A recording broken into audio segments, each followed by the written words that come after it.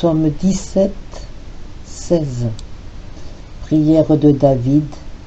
Éternel, écoute la droiture, sois attentif à mes cris, prête l'oreille à ma prière, faite avec des lèvres sans tromperie.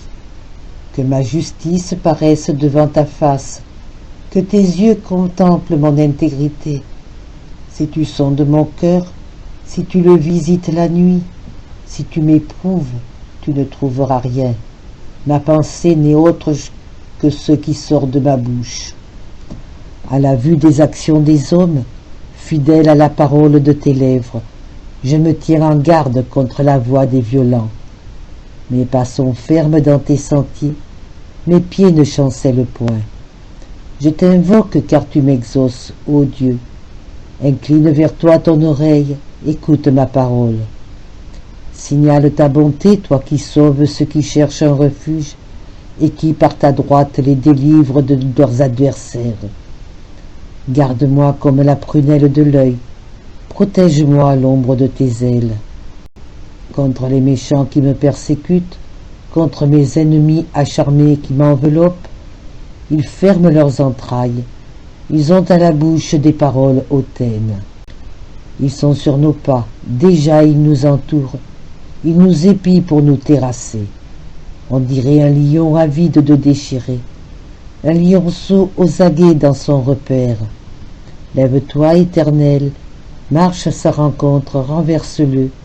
Délivre-moi du méchant par ton glaive.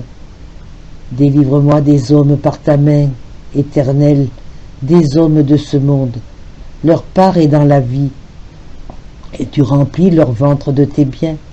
Leurs enfants sont rassasiés, et ils laissent leur superflu à leurs petits-enfants. Pour moi, dans mon innocence, je verrai ta face. Dès le réveil, je me rassasierai de ton image. Discours sur le psaume 17, l'Église de la terre. Environnée d'ennemis pervers, l'Église fait appel à Dieu. Elle le remercie de la protection qu'il lui apporte chaque jour et a la ferme espérance de triompher par cette protection. Prière de David. Il faut attribuer cette prière à Jésus-Christ uni à l'Église qui est son corps. Seigneur, écoutez ma justice, entendez ma prière, prêtez l'oreille à mes supplications, mes lèvres ne sont point trompeuses. 2.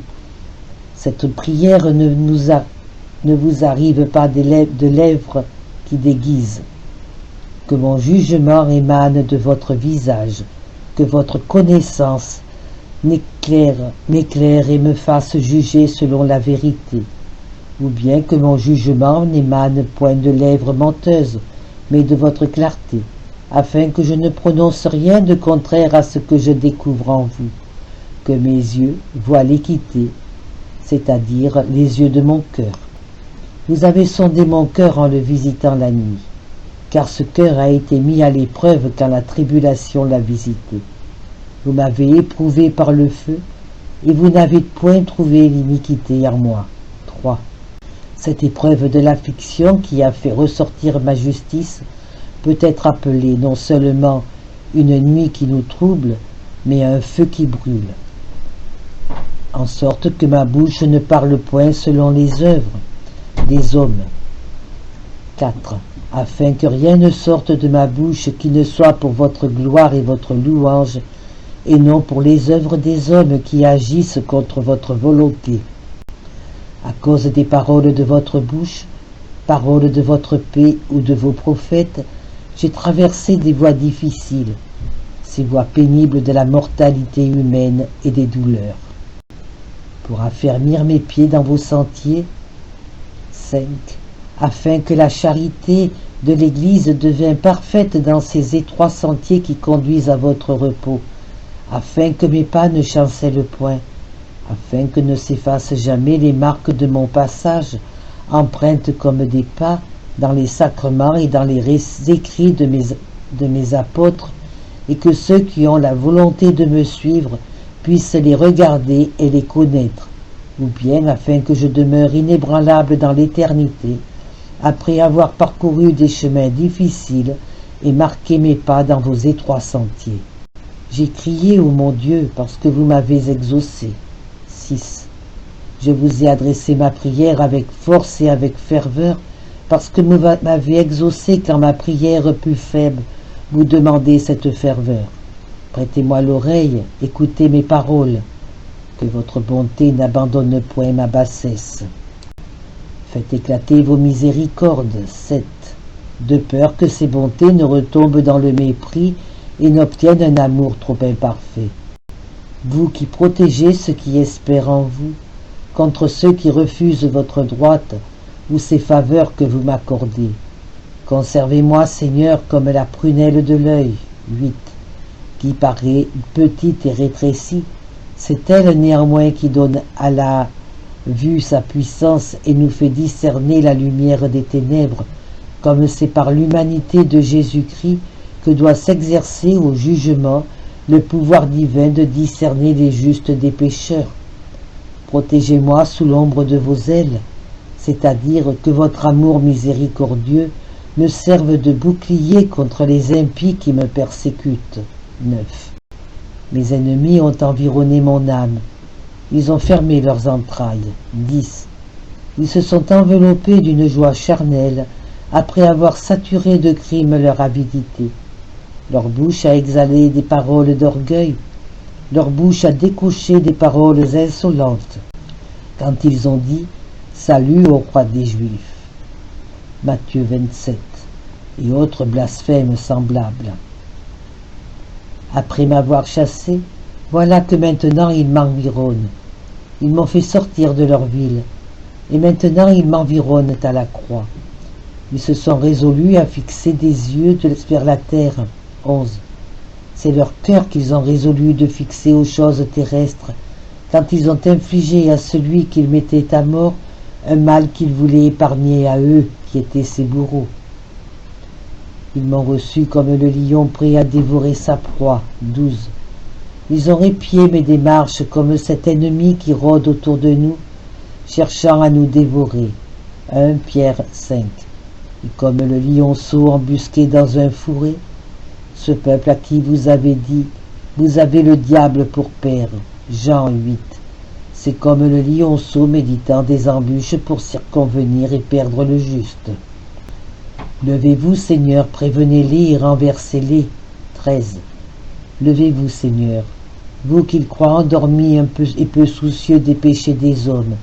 Châtiez d'avance leur malice par l'aveuglement, afin que la vengeance prévienne leurs crimes, et renversez-les de la sorte. Délivrez mon âme des impies. Délivrez mon âme en me faisant triompher par la résurrection de cette mort que m'ont infligé les impies. Délivrez votre glaive des ennemis de votre main. 14. Mon âme est votre glaive, ce glaive qu'a saisi votre main ou votre force éternelle, afin de détruire les royaumes de l'iniquité et de séparer les justes des impies. C'est ce glaive qu'il faut arracher aux ennemis de votre main, c'est-à-dire de votre puissance ou de mes ennemis. Seigneur, en les faisant disparaître de la terre, dispersez-les pendant toute leur vie. Faites-les disparaître de cette terre qu'ils habitent et dispersez-les dans l'univers, pendant toute cette vie qu'ils croient la vie unique, puisqu'ils ne croient point en la vie éternelle.